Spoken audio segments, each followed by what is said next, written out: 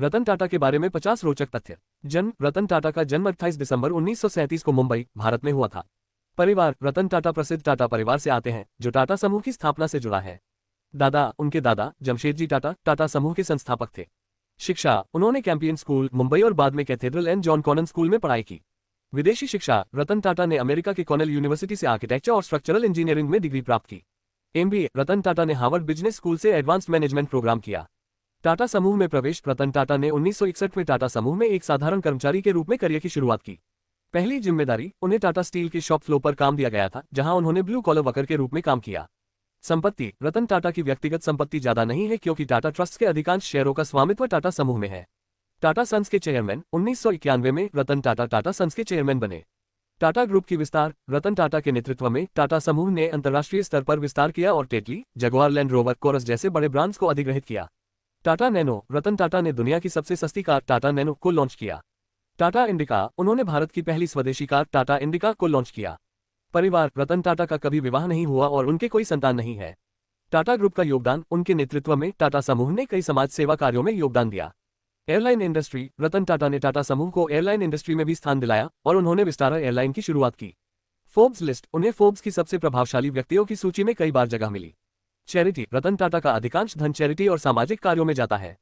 पद्म भूषण। 2000 में उन्हें भारत सरकार द्वारा पद्म भूषण से सम्मानित किया गया। पद्म विभूषण। 2008 में उन्हें भारत के दूसरे सर्वोच्च नागरिक पुरस्कार पद्म विभूषण से सम्मानित किया गया। भारत के बाहर पहचान। रतन टाटा को कई देशों में सम्मानित किया गया है, जैसे ब्रिटेन में order of British Empire. Golf और फोटोग्राफी। रतन टाटा को गोल्फ और फोटोग्राफी का बहुत शौक है। सामाजिक networking. Ratan Tata social media platforms जैसे इंस्टाग्राम और ट्विटर पर काफी सक्रिय हैं। लेखक। उन्होंने टाटा समूह पर कई लेख लिखे हैं, जो प्रमुख पत्रिकाओं में प्रकाशित हुए हैं। डिजिटल दुनिया। रतन टाटा ने स्टार्टअप्स में निवेश किया है, जिसमें पेटीएम, ओला और स्नैपडील जैसे नाम शामिल हैं। समाज सेवा। वे विभिन्न सामाजिक परियोजनाओं जैसे शिक्षा, स्वास्थ्य और ग्रामीण विकास में सक्रिय रूप से शामिल हैं। अपार्टमेंट। रतन टाटा का मुख्य निवास मुंबई में है, जो बहुत ही साधारण और स्वाभाविक है। Free time. अपने फ्री टाइम में रतन टाटा पेंटिंग और किताबें पढ़ना पसंद करते हैं। टाटा ट्रस्ट। वे टाटा ट्रस्ट के चेयरमैन भी हैं, जो भारत के सबसे बड़े परोपकारी संगठनों में से एक है। कुत्तों का प्यार। रतन टाटा को कुत्तों से बहुत प्यार है और वे अपने घर में कई कुत्ते पालते हैं। दर्शन। वे हमेशा सादगी और ईमानदारी के दर्शन में विश्वास करते हैं। मूल्य आधारित नेतृत्व। उनके नेतृत्व में टाटा समूह ने हमेशा नैतिक व्यापार और मूल्य आधारित नेतृत्व का अनुसरण किया है। टाटा मोटर्स। उनके नेतृत्व में टाटा मोटर्स दुनिया की प्रमुख ऑटोमोबाइल कंपनियों में से एक बन गई। शेयरधारकों का विश्वास। रतन टाटा को शेयरधारकों का अत्यधिक विश्वास और समर्थन प्राप्त है। टाटा सॉल्ट। उनके नेतृत्व में टाटा सॉल्ट एक प्रमुख घरेलू नाम बन गया। युवा पीढ़ी का समर्थन। रतन टाटा नए उद्यमियों और युवा पीढ़ी का समर्थन करते हैं और उन्हें प्रेरित करते हैं। मुक्त व्यापार नीति। रतन टाटा वैश्विक व्यापार और मुक्त व्यापार नीति के समर्थक हैं। Logical thinker. रतन टाटा को उनके तार्किक सोच और समस्याओं के व्यावहारिक समाधान के लिए जाना जाता है। डिजिटल डोमेन में प्रवेश। उनके नेतृत्व में टाटा समूह ने डिजिटल क्षेत्र में बड़े निवेश किए। Motivational speaker. वे कई विश्वविद्यालयों और मंचों पर मोटिवेशनल स्पीच देते हैं।